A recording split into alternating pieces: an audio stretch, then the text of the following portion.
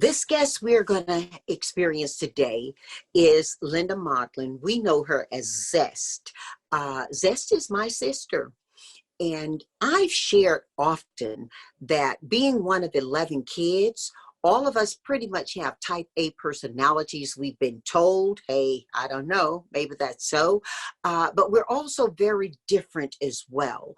For instance, our sibling Sundays now being virtual, I can see that a lot more. I can see what people have said all these years. You get to know where that family thing is, but you see distinct differences in each of us. My sister Zest has always been that person who just kind of keeps it real as she's talking with us this evening. And I'm really excited because it's pretty late for her when this conversation is occurring. She's on the East Coast, I'm on the West Coast, and we're just going to do our sister thing and chat. And she never ceases to shock me, excite me, inspire me, and give me a perspective that's different than my own. So, hey, listen, enjoy. Joining us right now is one of America's most successful female entrepreneurs. Special guest speaker today, the first African-American woman to own a billion-dollar company. Her name is Janice Bryant Howroyd.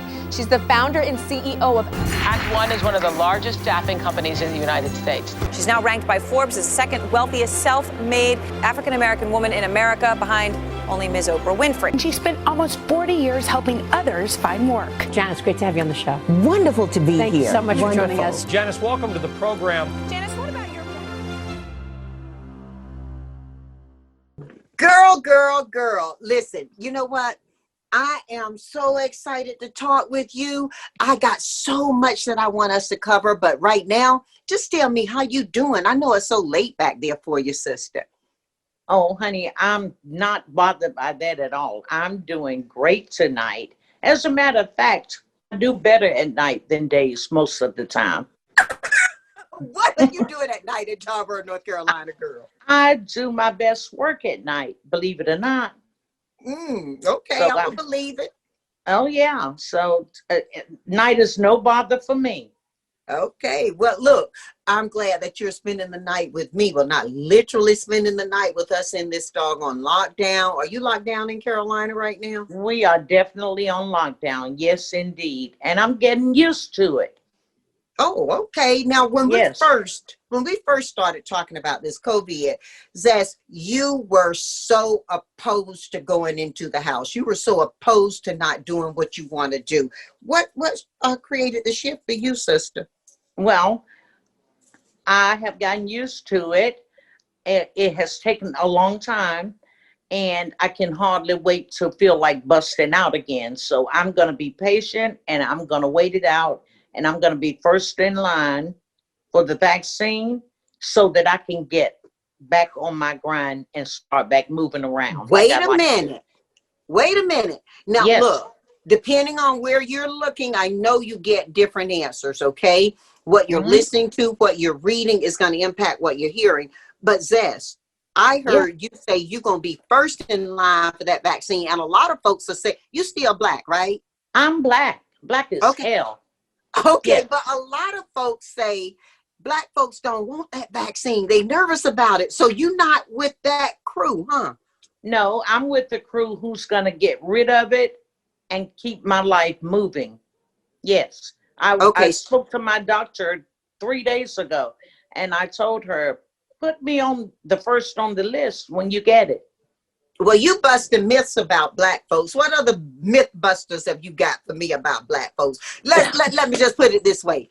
Okay, you know, my family, my audience, not the ones mom and dad gave to that we have our Sunday sibling chats with, but my family, this podcast audience, Zest, a lot of them would really appreciate knowing, since a lot of them aren't black, what are some of the biggest myths about black folks that you can bust right now open for us? Well, first of all, I'll start with the vaccines. As I recall, being a kid in first, second, third grade, we got vaccines that we didn't ask for all the time. and didn't have an option, I guess. I mean, I never got to opt out of it, and I'm still alive and I'm healthy and I'm well. So of course I want the vaccine for the virus, for the coronavirus. Yes. One myth busted. Another myth. What other myths can you bust about black folks, girl?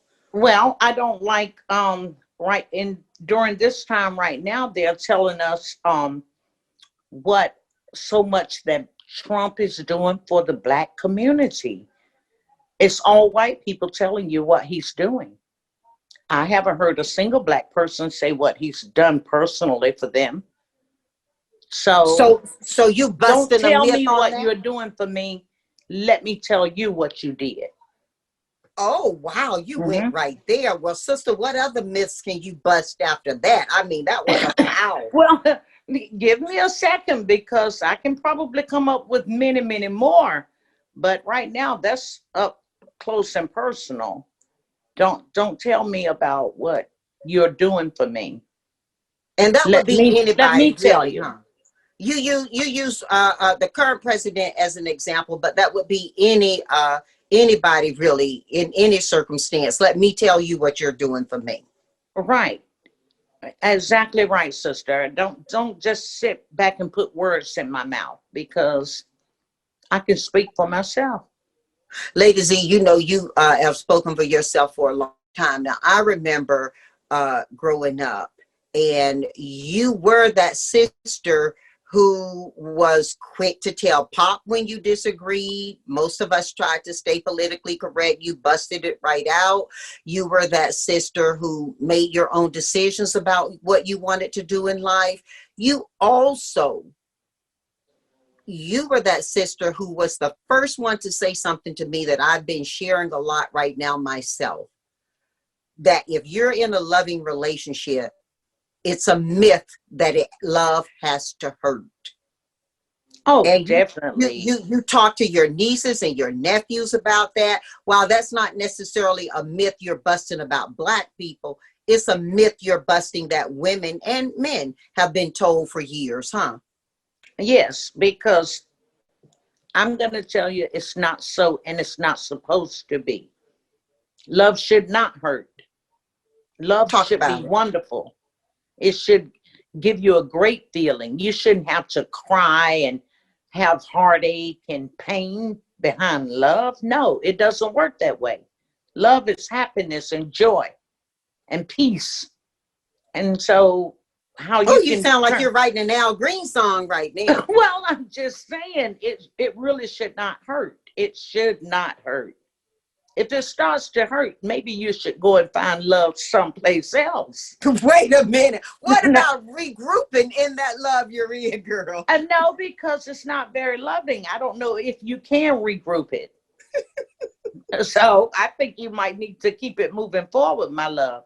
Just go and find it someplace else. Yeah. Oh, wow. You know what? When I want a myth buster, I gotta call you, sister, because you really do bust them right open. But let me swing away from that a little bit. We'll come back over to some more myths that you want to bust for us. The Okay. love and happiness. Yeah, I think I may even start a myth buster series with you. What myth are you busting this week? But right now, I do want to move away from the myths and get into some of the reality of the situation. And the reality is that a lot of people are on lockdown and they're not seeing how tomorrow's going to look for them. What are you seeing in Tarboro? What's happening, or in North Carolina? Or, like you follow a lot of the news and you get your news from different sources. What are you seeing locally, state, nationally, globally? And just bring me up Well, on that, girl. one thing that I have noticed about my great state of North Carolina, be it good or bad, we are going to make the evening news every night, the national news, not the local news. And so I find myself bracing myself for whatever we're going to be talked about. And lately it has been politics because that's what everything is right now. And I'm really pleased to say that North Carolina has Joe Biden and Kamala Harris winning by 6 points here.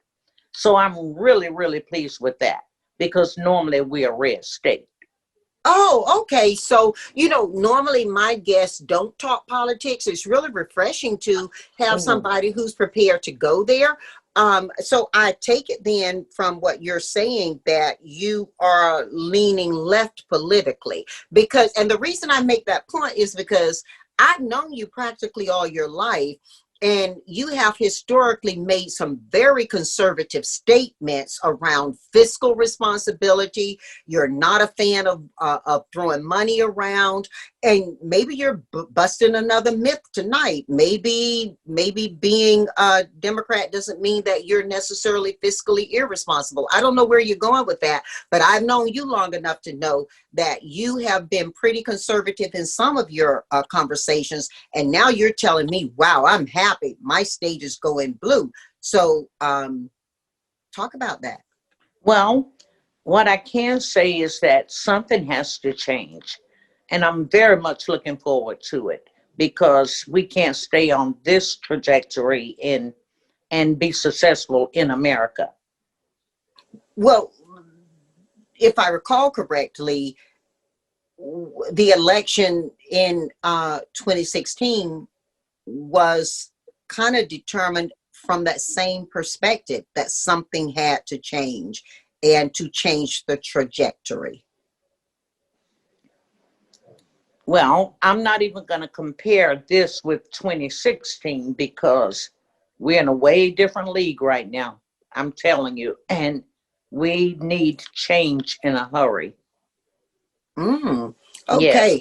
If you could design the change that you would see, what are some of the key elements that we would witness with your change if you ruled the country? If I ruled the country, we would not have outside countries interfering with the way our system is set up in America. I would see to that at very first. That would be the first thing I would take care of. No outside anything would go on in America if I were president. And then what next would you do? It's a lot of things that needs to be done. And that would be my first thing. And I can't give you the order of second, third, fourth place, because we have so many things going on that needs real working on. During this COVID, I would make sure that I followed science. I would definitely do that. Because we can be successful if we follow science. And we cannot win by just saying, oh, it's not so. We really have to follow science on this. When you were, before COVID broke out and you were in your salon, you used to have so many stories of joy and so many stories of just life in general that were going on. Did you kind of miss being in there? And as you think about how you would rule the world and following science, does it make you connect back to what was happening right before COVID? Well, I do miss being in the salon. Like you said, it keeps me way more connected and current with local affairs. And I'm looking very much forward to getting back there hopefully in the next 6 months, because like I said, I'm going to be first in line for the vaccine, because I'm tired of sitting around being on lockdown. I don't like that at all. It puts a strain on me. Well, I know when you were in the salon, not only did you stay abreast of local news, but you were also very busy a lot of times influencing how people were able to, let me put it this way. I remember once I asked you, if I come to town, would I be able to come to your shop and get my hair done? And you said, darling, I do not have a shop. Take your car to the shop. Bring your head to my salon. You said that a lot of times people came into the salon and they came as often for the wisdom and the conversation you could offer as they did for the do. What is that? Is that true of all salons, or was there something that you were offering up in there that just made people feel more of a sense of community or willingness to talk? Well, I think a little bit of both. I think in most salons, the client put some trust in me, because I'm working up so close and personal with you. Then there's got to be some degree of respect from my behalf and from the client. And so hopefully I can make you comfortable enough to release while I'm servicing you.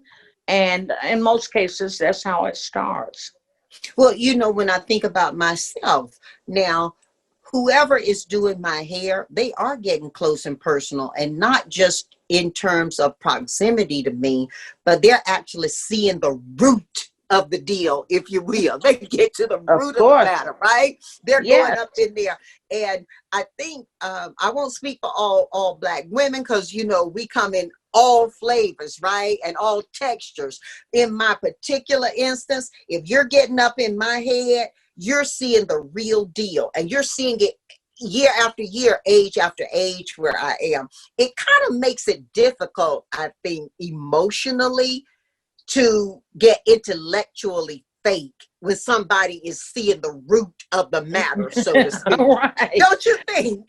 Yes. And as you get comfortable with the person and trust them with your hair, then you feel like you have formed a relationship where you can open up to each other, and you can discuss personal matters or public matters or business matters or whatever, and feel comfortable that it's going to stay there if that's where it needs to stay, Real. And I don't even think that's just a Black salon kind of thing, because, and I'll come back to that, because you taught me early on that when you were in school, you learned to do all hair, and hair is protein.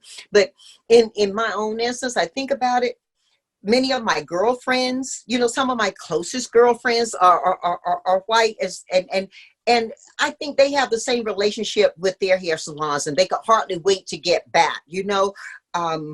People get to the root, they see what's going on, and they see you. Basically, when you got a wet head, people are seeing the real deal, right? And you may walk out of there all fabulous for the world, but that stylist, that hair salon, whoever touched you in that salon, they helped you get there ready to see the world, didn't they? That's exactly right. That's what we do. We do our little magic for you, and we can get inside your brain. Well, I know that's happened in my instance, and I think the massaging of the scalp, the working so close to you. So many women and men, I think, because barbershops have a life of their own as well. I think that's a place where a lot of therapy occurred. And I know that one of my husband's caregivers had shared with me, one of the things he missed most being in COVID was being able to go to his barbershop, and the life and that moment. He said it was, he wasn't a member of a club.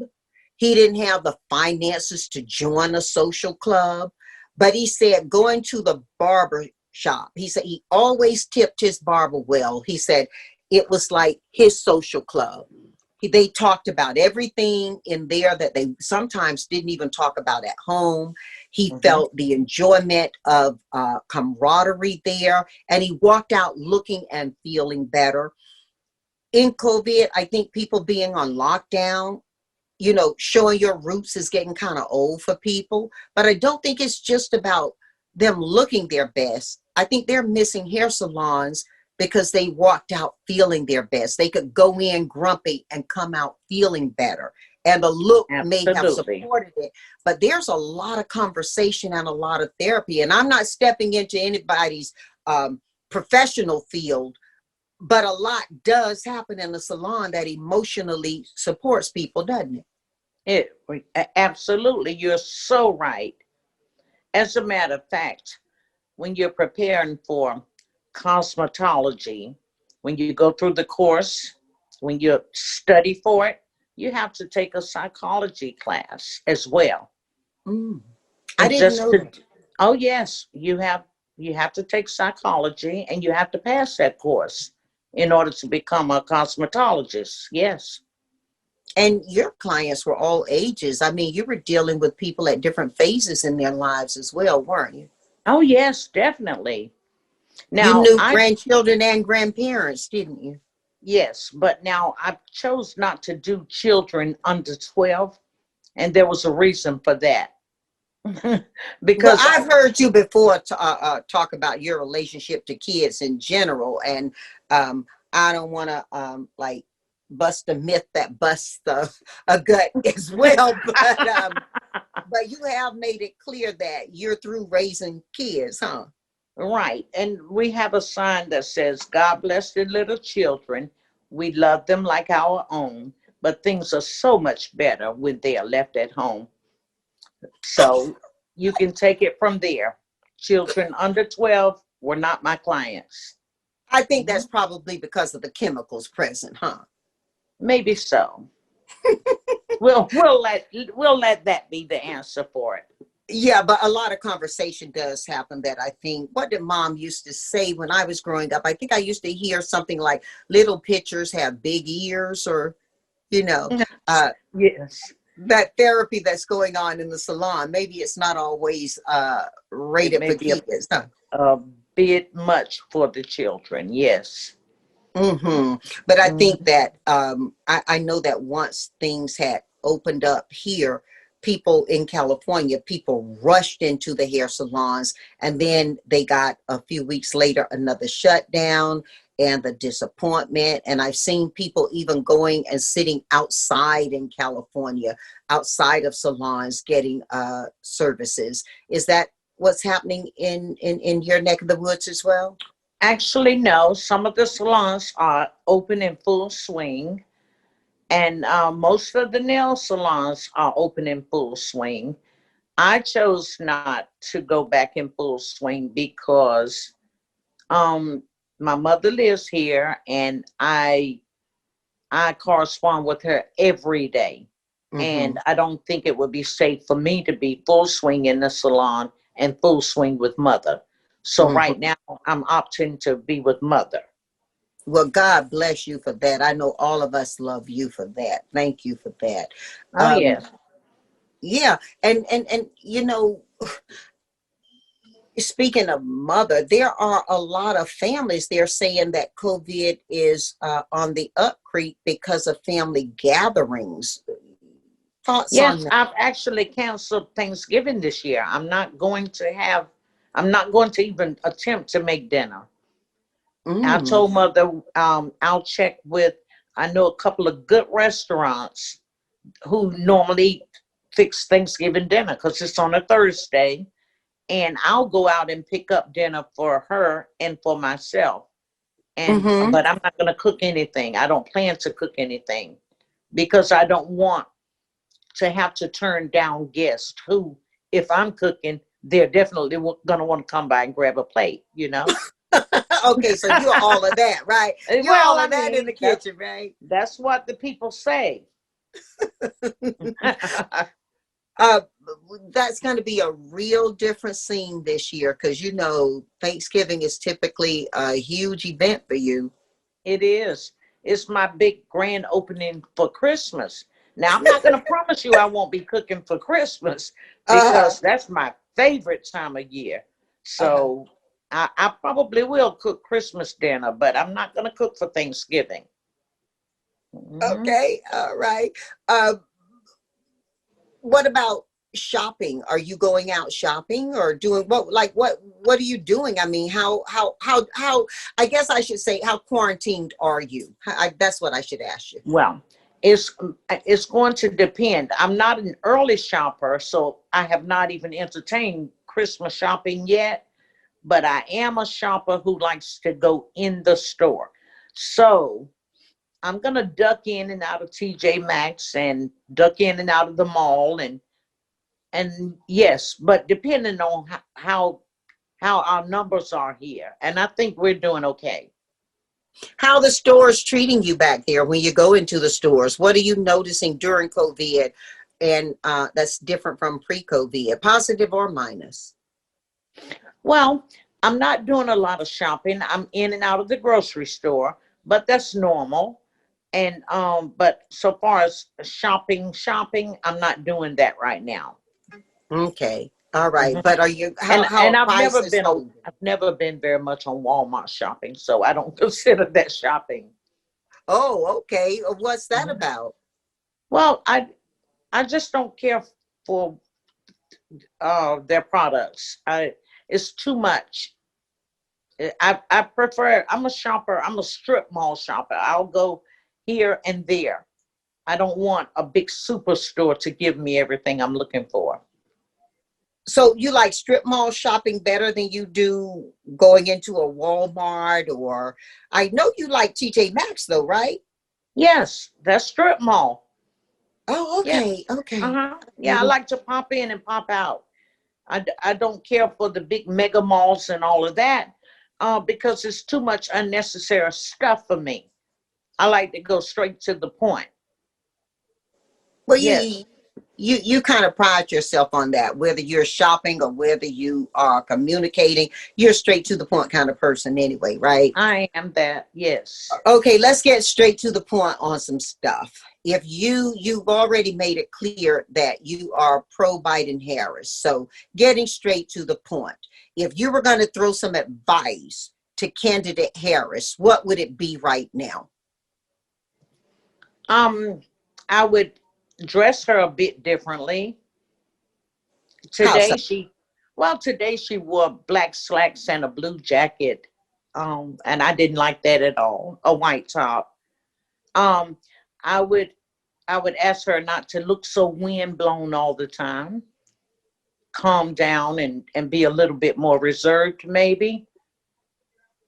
And you mean like hold, tone herself down? Black women don't like to be told to tone down, Zest. No, I don't mean tone down. I mean she looks windblown every time I see her. It's almost like she's in the wind. Oh, okay. All Yeah, right. What other advice would you give her? I think she's doing a great job. I don't think that she needs to tweak too many things. But that line of dress, I would take care of that for her. How about candidate Biden? I think Joey B is the right person. Um, I like his ideas. He may not be able to put them over as well as we would like for him to. And I think that once he gets in there, he will be able to communicate it differently. But yeah, I like Joey B a lot. I thought he was a big deal when he was vice president. Oh, okay. Yeah, All you right. remember he made that little statement on a hot mic. This is a big effing deal. That's how I feel about him now. Oh, This okay. is a big, yeah, yeah. An advice for candidate Pence. I don't have any advice for him. I think he's a punk, and well, maybe I shouldn't say that, huh? But no, I don't have any advice for him. I'm gonna let him hang himself. And what about candidate Trump? Is he a candidate? I didn't even realize he was running. I thought he was running away from the job. Oh, wow. Mhm. Okay. All It right. looks that way to me. Well, I guess I asked you to get to the point, and you got to the point as you see it. Let's go into another area and let's get to the point. What about Okay. young kids today? The under 30s. I'm so glad you asked me that. I just saw a commercial on TV before I started talking with you, and it was kids who were 15, 16, and 17. They didn't make the cut. And they were worried about it, saying in their commercial, they were saying, if it had only been next year, then I could vote and let my voice be heard. Please save us. We are the seventh generation. They're calling themselves the seventh generation. And they all really were disappointed that they could not vote. And I thought that was so cute. Oh, well, so they are woke to the idea that They their are totally woke. citizenship and their vote matters. Any advice to them as you get to the point? For their future? When they're period. old enough to vote, you mean? Any advice for them, period? Oh, yes, of course. Stay woke. You just mentioned that they are woke. I want them to stay woke. And I think that they will. I think they're going to be great. And everyone that I'm referring to now, they'll be ready for the next 4 years for sure. So you like the young generation. You're not bashing them out. Oh, no, I don't bash them at all because, honey, as long as it may seem that it was, for me, it hasn't been that long. I remember when I was there as well. All right. I do remember you saying once that you thought that when it comes to their romantic activities, that they act as though there's no tomorrow, and there's a good side to that and there's a bad side to that. How about that? Well, what I heard, somebody did a study, and they're claiming that kids are not sexually active like they used to be. So I don't know if that's true or false. But in terms of your thoughts for them, what would you tell them? What are you telling your nieces and your nephews? About sex, about themselves? Well, I let them go in and live their best life. I always recommend that they be careful and be safe, but I don't bash them for what they do because I don't think it's fair to bash them. I think you live and you learn. And right now, with those who are university aged, or even any school really right now, but I'm thinking about the universities because it's homecoming week, and they're having to have their virtual homecomings. And I know you used to love going to the North Carolina A&T State University homecoming. Aggie Pride. You used to love doing that. How are you feeling for the kids right now? I'm praying that they are masked up and staying safe. I want them to have a good time, but I want them to wear their mask and avoid big crowds.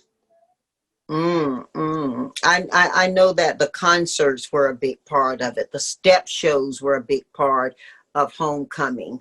And what are the kids doing now for homecomings? What is the program that they follow?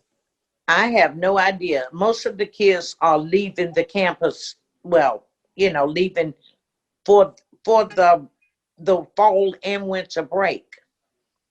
Most of them are getting out now, and they won't go back until around the end of January. Okay. And hopefully they'll go back with the vaccine. You think a vaccine is that imminent, that close? Well, they're saying that yes. They're saying yes. Now, I don't think everybody will already have it lined up to be vaccinated, but they're saying yes. But you say you're going to be first in line. Do you think there should be a protocol to who gets the vaccine first or not? Keeping it real. Yes, of course. And the healthcare workers should be the first ones up front. And then, of course, all of the, like the law enforcement and the fire departments and everybody who has really got to be out there and face it every day. All our essential workers who are heroing us through this. Well, yeah, but then essential is a long way. And they won't be first. Everything that we consider essential. So I did call out in the order that I feel like it should be given. I think our congressmen and senators need to get it. Yeah, I think that they are. So you want to keep them alive, keep them doing the job. Yes, of course. And then I'll come in line right after them. Yes, honey. We're laughing because I think it's important to laugh. But before you close me up on this idea of who gets the vaccine first, didn't I see somewhere? I believe it. I don't know which country it was, but they said they were making a decision contrary to historically how they offered care, and they were choosing not to take care of the elderly first. They were taking care of the young people who were sick first, and they felt that it was better for national security for them, quote unquote, to take care of the younger people who had a quicker shot at surviving than the elderly. What do you think about that? Well, now that's a double-edged sword as far as I'm concerned, because they also say that the young people recover better and quicker and easier than the older people. So I'm not sure, and especially since I'm on that 50% side of the older than younger, I kind of think that I'm leaning toward the seniors being taken care of as well. Uh-huh. Yeah, because they do claim that kids can shake it off, you know? Mm-hmm. Mm-hmm. But we are hearing that with this disease, even if you appear to have shaken it off, as you say, that it does internal damage and it ages your system internally because it's viral. Any thoughts on that? When you think about young people and old people, any thoughts on that? Well, I think it's still a bit early on to make judgment calls on it because it could be long-term effects on anyone who gets it, but they're not sure yet. And I'm just going to follow science and listen to them and hope that they can give us the guidelines to follow in trying to conquer this thing, you know? I really don't know. I just don't know. And I think anybody who's trying to tell you that they know, they're kidding themselves, you know, because at first we had heard that once you get it, then you're immune to it. Now they're saying your immunity might last 4 months maybe, and then you're back in the sack with it again. You know what I mean? So I don't know what to think right now.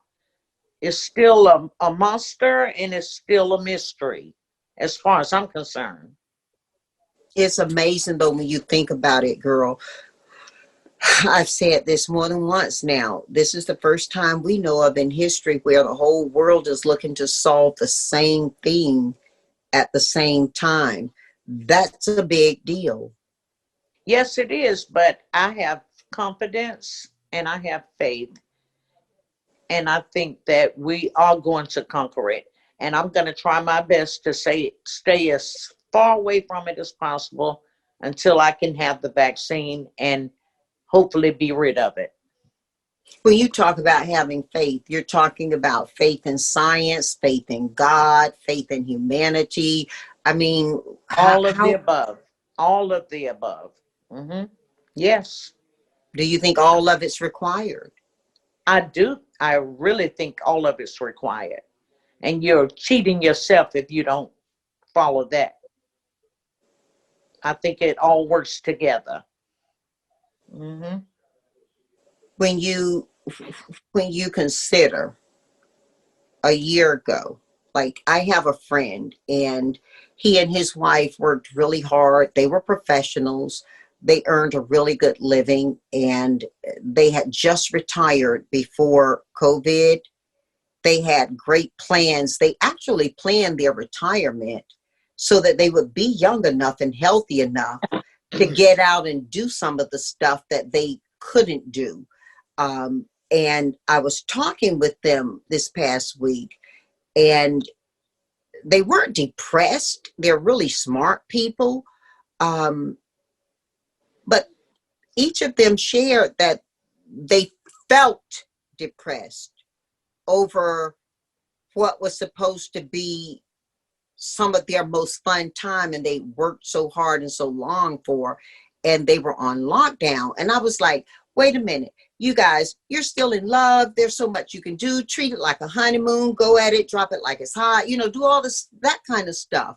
And she laughingly said, yeah, we tried that. But honestly, we had ideas about what we'd be doing now. And it's kind of depressing to her that they're kind of stuck on lockdown. I imagine a lot of people, for a lot of different reasons, are bringing thoughts into this, huh? Well, yeah, but I don't want them to move too fast on that. It's only been about 8 months, right? Around 8 months since we've been affected with this COVID. And I don't think that determines that you can no longer have a good life or a good retirement. And I don't think we're stuck here forever. So I don't recommend depression this early on in the game. I don't see where that could, I know it's a bump in the road for everybody, but for me, I'm not going to look at it like, oh, I lost a whole year of my life. No, I didn't lose a year of my life. I survived a year of my life that some people did not. You know what I mean?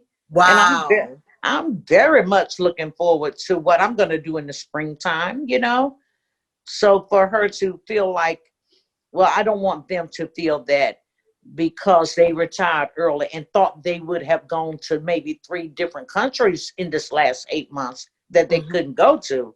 It doesn't mean you can't still go. It just Actually, means that's kind of what they were saying, that they had this fabulous, they were doing, and you mentioned 8 months, they were doing an 8-month round the world kind of thing. And they were, she had started shopping for it and they were really excited. And then they got slammed with a shutdown. Well, I don't think that they should be, they shouldn't take it that hard. I think they'll still get a chance to enjoy retirement. But sister, look, you're not in a salon now, but how do you cope? I mean, what is your advice? Your what's your therapy for people? What do you recommend people do? Well, like I said, for myself, what I do, I pray, but I pray anyway. But I'm praying a little bit more now for this thing to come on to an end and start a good life over again. And I have faith that we are going to come to the end of this. Well, this too shall pass. I live under our idea that faith without works is dead. Prayer without works is dead. What else can one do? Once you pray, what do? Then you just wait. You wait for the answer. It's so coming. You're not gardening right now. No, I'm not gardening, but I'm just telling you that I don't take it like this is doomsday. It's not doomsday for me. I'm still alive and active and probably happy. I mean, I miss doing the things that I want to do, but I'm going to get to do them again. I believe that. I like that. I like that. Now, you say you're probably happy. Well, yes, I'm doing the best I can right now. I'm not sitting around crying and sobbing all day thinking, oh, my poor, pitiful me, because it's not poor, pitiful me. I'm really pleased with the way things are going in my life, other than being on lockdown. Yeah, you did mention something that was quite sobering, quite gave me a pause. You're thriving through something that others have not made it through, and that's a lot to be grateful for. I think gratitude is probably part of that prayer, huh? Oh yes, absolutely, yes. Well, look, with all my guests, we do a thing called 4 for 4. And our family loves 4 for 4. So here's what you got to do. I'm going to ask you 4 questions. And to each question, you provide 4 answers. Take your time. Give your best answers, because the whole world is waiting to hear what you got to say, Lady Z. Okay? Okay. Okay, first question. You get to invite anybody, whether they're through history, alive, or dead. You get to invite anybody to dinner. Who's at your dinner table? 4 guests. Luther Vandross. He loves to Why? eat. Now you have to tell us why, okay? Why each guest is invited. So Luther, you're not gonna make him sing for a supper. Of course, but he loves to eat. He talked about eating all the time. So I'm going to invite Luther to be a dinner guest with me. Okay. Okay. I'm going to invite, you said living or dead, right? Living or dead anytime in history. Okay. I'm going to invite Curtis Mayfield. Ooh, okay. Mhm. And Kurt, why? You like that philosophy side of him? Or again, he got to sing for his supper? Curtis has to sing for me. Yes. Okay. Yes. And All if you right. notice, I'm sticking with me, and you know that, right? I didn't know that, but is Well, there something you've I heard need to two. know? You've heard two so far, right? Yes. Okay. And let's see who's gonna sit there. Number 3, President Barack Obama, And Michelle and makes 4. he doesn't have to sing for his dinner. Is And Michelle going to be the 4th? no, these are my dinner guests, not yours. Just a Oh, moment okay. now. Okay. And the doctor, Donald Irvin. Oh, Mhm, okay. mhm. Wow. So you've got a table filled with men. I can hardly wait to learn what you're going to serve them up, but I guess I'll wait for that. Well, men love to eat. Remember that. Women try to be cute and dainty. Men love to Oh, eat. women, I'm not going to let you throw us all under the bus. You and Well, I I eat. mean, those are my dinner guests, sister. Okay, all right. Mhm, Those are your guests. Curtis mhm. Mayfield, Luther Vandross, Barack Obama, and you're going to have a doctor there. Okay. Yes. All right. Well, you gave me 1 for 4. Let's do 2 for 4, okay? Okay. Um what are the best 4 pieces of advice you will give this podcast family, understanding many are 35 years and younger? 4 pieces, whether it's advice given you or advice you curated through your life. 4 pieces of Okay. advice. Number 1, always stay true to yourself and know yourself. Know who you are, who you're dealing with at all times, and stay true to it. Number 2,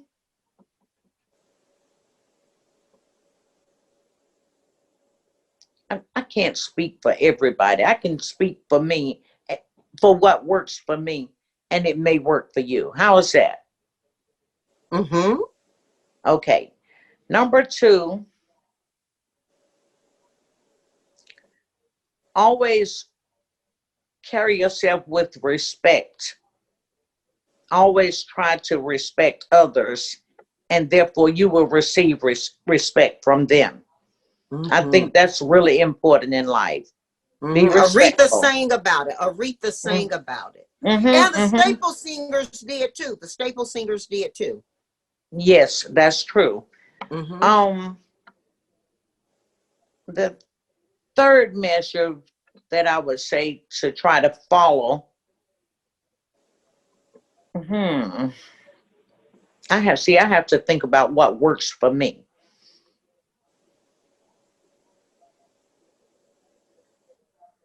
Honesty is the best policy for me. If you tell one lie, then you got to tell another one, and then another one, and another one. So just bite the bullet and just be honest and truthful.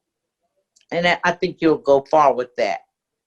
Even when you feel like you might ought to squeeze in something that's not true, don't do it. Just keep it real. Keep it true. And maybe number 4 would be,